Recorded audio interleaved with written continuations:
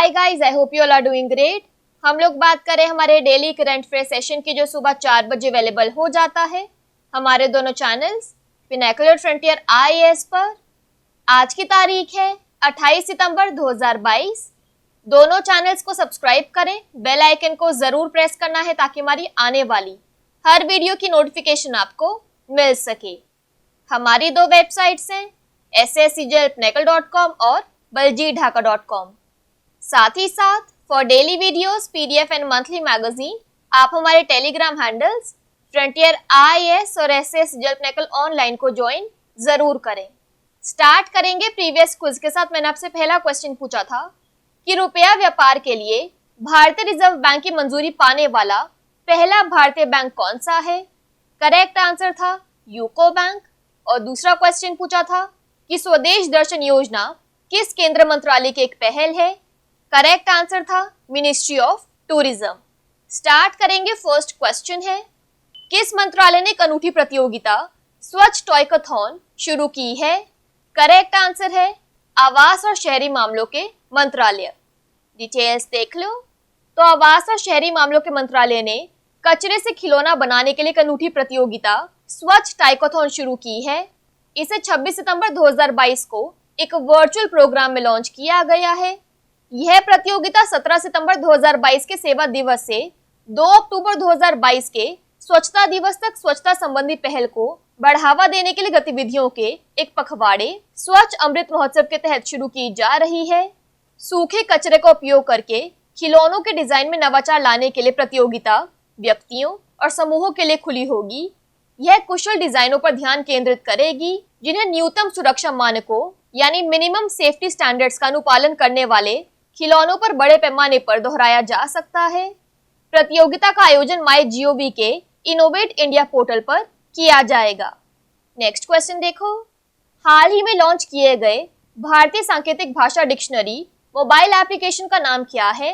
Very important question. Correct answer है sign learn app. Details देख लो। तो सरकार ने भारतीय सांकेतिक भाषा शब्दकोश को अधिक से अधिक लोगों तक पहुंचाने के उद्देश्य से साइन लर्न नामक एक नया मोबाइल एप्लीकेशन लॉन्च किया है।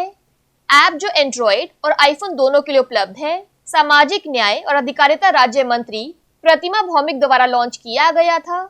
यह भारतीय सांकेतिक भाषा अनुसंधान और प्रशिक्षण केंद्र ISLRTC के भारतीय सांकेतिक भाषा शब्दकोश पर आधारित है, जिसमें 10,000 शब्द हैं।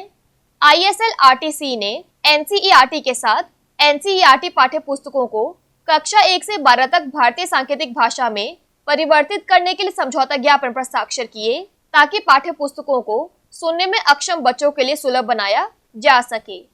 नेक्स्ट क्वेश्चन देखो। महिलाओं की सुरक्षा के लिए किस राज्य ने हमर बेटी हमर मान लॉन्च किया। करेक्ट आंसर है छत्तीसगढ़। डिटेल्स देख लो। तो छत्तीसगढ़ के मुख्यमंत्री भूपेश बाघेल ने समाज में महिलाओं की सुरक्षा और सशक्तिकरण के लिए हमार बेटी हमार मान यानी आर डॉटर आर प्राइड अभियान की घोषणा की। अभियान के तहत लड़कियों को उनके कानूनी अधिकार, गुड टच, बैड टच और यौन अपराधों सहित विभिन्न आवश्यक विषयों के बारे में शिक्षित किया जाएगा। छत्तीसगढ़ पुलिस की राज्य महिला अधिकारी और कर्मचारी स्कूलों और कॉलेजों में लड़कियों को उनके कानूनी अधिकारों, साइबर अपराध, सोशल मीडिया अपराधों से सुरक्षा और उनके अधिकारों के बारे में संवाद, मार्गदर्शन और शिक्षा देंगे। लड़कियों के स्कूलों, कॉलेजों और अन्य प्रमुख स्थानों पर महिलाओं की विशिष्ट उपस्थिति के साथ गश्त के लिए पुलिस की एक विशेष टीम का गठन किया जाएगा। तो आई थिंक ओवरऑल एक बहुत अच्छा कैंपेन है। बात करें यहाँ पर छत्तीसगढ़ की, तो इसके फेमस डैम्स में आता है Mini Mata Bango dam, Hasdeo river. Thermal power plants में आता है Korba super thermal power plant और Sipat thermal power plant. Tiger reserves में आता है Achanakmar tiger reserve, Udanti Sitanadi tiger reserve और इंदिरावती टाइगर रिजर्व। छत्तीसगढ़ की कैपिटल है रायपुर। गवर्नर है Anusuiya Uikey. Chief minister Bhupesh Baghel. Next question देखो। स्वच्छ वायु सर्वेक्षण कार्यक्रम किस केंद्र मंत्रालय द्वारा लागू किया गया है। करेक्ट आंसर है पर्यावरण, वन और जलवायु परिवर्तन मंत्रालय। डिटेल्स देख लो। तो पर्यावरण, वन और जलवायु परिवर्तन मंत्रालय राष्ट्रीय स्वच्छ वायु कार्यक्रम 2019 के तहत स्वच्छ वायु सर्वेक्षण कार्यक्रम शुरू करेगा। स्वच्छ वायु सर्वेक्षण 2025-26 तक वायु प्रदूषण को 40% तक कम करने के लिए एनसीएपी के हिस्से के रूप में तैयार की गई सिटी एक्शन प्लान को लागू करने के लिए देश के 131 शहरों को रैंक करेगा। मंत्रालय के ऑनलाइन पोर्टल पर दिए गए ढांचे के अनुसार शहरों को स्वयं मूल्यांकन करना आवश्यक है। यह आकलन सालाना किया जाता है। शहरों को ठोस अपशिष्ट और सड़क धूल प्रबंधन, निर्माण और विध्वंस कचरे के प्रबंधन और वाहनों के उत्सर्जन पर नियंत्रण और औद्योगिक प्रदूषण के संबंध में की गई गतिविधियों और उपायों के कार्यान्वयन की रिपोर्ट करनी होगी। नेक्स्ट क्वेश्चन देखो। नमूना पंजीकरण प्रणाली यानी sample registration system SRS report 2020 के अनुसार भारत में 2020 में 5 वर्ष से कम उम्र के बच्चों की मृत्यु दर क्या है? करेक्ट आंसर है 32। डिटेल्स देख लो। तो नमूना पंजीकरण प्रणाली एसआरएस सांख्यिकी रिपोर्ट 2020 हाल ही में भारत के महापंजीकीय आरजीआई द्वारा जारी की गई थी। एसआरएस सांख्यिकी रिपोर्ट 2020 से पता चला है कि 2014 से भारत में शिशु मृत्यु दर IMR, 5 के तहत मृत्यु दर यानी U5MR और नवजात मृत्यु दर NMR में उल्लेखनीय गिरावट आई है और देश में वर्तमान में 2030 तक सतत विकास लक्ष्य SDG प्राप्त करने के अनुरूप है। Let's check the status. तो अंडर 5 मोर्टेलिटी रेट में रिकॉर्ड किया गया है 1000 पर 32 लाइव बर्थ इन 2020, जो 2019 में था 35 पर 1000 live birth. Infant mortality rate में रजिस्टर किया गया 2 पॉइंट का डिक्लाइन 2020 में, यानी 1000 पर 28 लाइव बर्थ, जो कि 2019 में 1000 पर 30 लाइव बर्थ थी।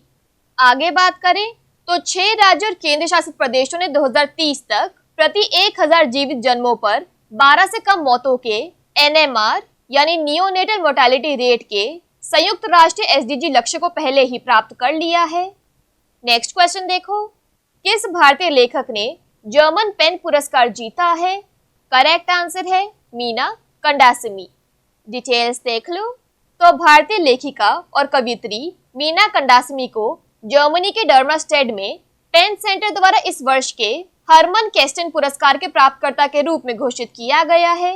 यह पुरस्कार 15 नवंबर 2022 को समारोह में दिया जाएगा। मीना कंडासमी एक नारीवादी और जाति विरोधी कार्यकर्ता है।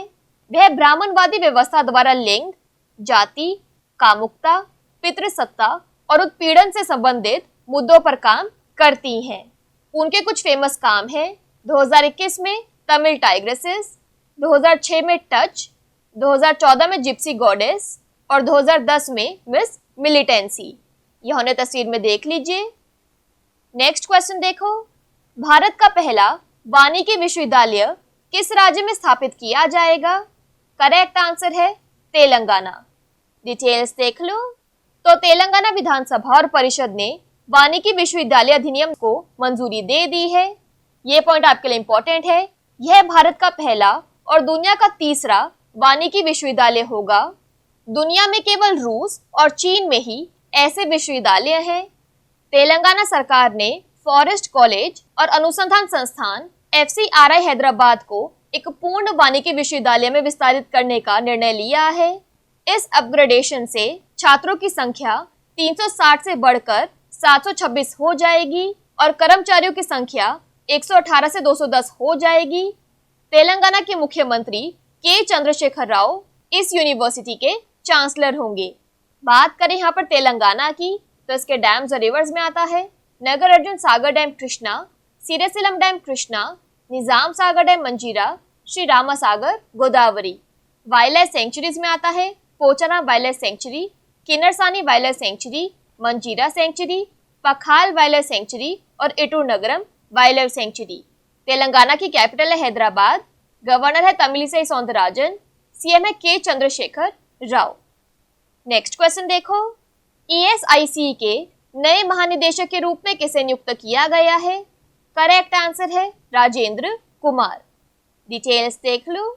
सबसे पहले ESIC की फुल फॉर्म है एम्प्लॉय स्टेट इंश्योरेंस कॉर्पोरेशन। तो वरिष्ठ नौकरशाह राजेंद्र कुमार को ESIC का महानिदेशक नियुक्त किया गया है। तमिलनाडु कैडर के 1992 बैच के IAS अधिकारी राजेंद्र कुमार वर्तमान में इलेक्ट्रॉनिक्स, और सूचना प्रौद्योगिकी मंत्रालय में एक अतिरिक्त सचिव हैं। गुजरात कैडर के 1996 बैच के IAS अधिकारी टी नटराजन वित्त मंत्रालय के आर्थिक मामलों के विभाग में अतिरिक्त सचिव होंगे। बी हेकाली झिमोमी को स्वास्थ्य और परिवार कल्याण विभाग में अतिरिक्त सचिव के रूप में नियुक्त किया गया है। वह वर्तमान में इसी विभाग में संयुक्त सचिव के पद पर कार्यरत है। नेक्स्ट क्वेश्चन देखो, सुपर टाइफून नोरू से कौन सा एशियाई देश प्रभावित हुआ है? करेक्ट आंसर है फिलीपींस। डिटेल्स देख लो। तो फिलीपींस 25 सितंबर को रात भर सुपर टाइफून नोरू से प्रभावित हुआ है, जिससे 160 मील प्रति घंटे की रफ्तार से हवाएं चल रही हैं। तेज हवाओं और भारी बारिश ने विनाशकारी बाढ़, गांवों को समतल कर दिया और भूस्खलन के खतरे को बढ़ा दिया। बचाव प्रयासों के दौरान कम से कम 5 बचाव कर्मी की मौत हो गई। बात करें यहाँ पर फिलीपींस की, तो इसकी कैपिटल है मनीला, करेंसी फिलिपिन पैसो। लास्ट क्वेश्चन देख लो आज के सेशन के लिए। जूलियस बेयर जनरेशन कप निम्नलिखित में से किस खेल से संबंधित है? करेक्ट आंसर है शतरंज। डिटेल्स देख लो। तो जूलियस बेयर जनरेशन कप एक शतरंज ऑनलाइन टूर्नामेंट है। हाल ही में यह 18 से 25 सितंबर 2022 तक आयोजित किया गया था। नॉर्वे के मैग्नस कार्लसन ने फाइनल में भारत के अर्जुन एरिगेसी को हराकर शतरंज ऑनलाइन टूर्नामेंट जीता। कार्लसन के प्रदर्शन ने उन्हें ऐतिहासिक 2902 रेटिंग अंक हासिल करने वाला पहला खिलाड़ी बना दिया। क्विकली डिस्कस कर लेते हैं आज के सेशन की समरी को। तो Swachh toycathon ministry of housing and urban affairs ने लॉन्च किया।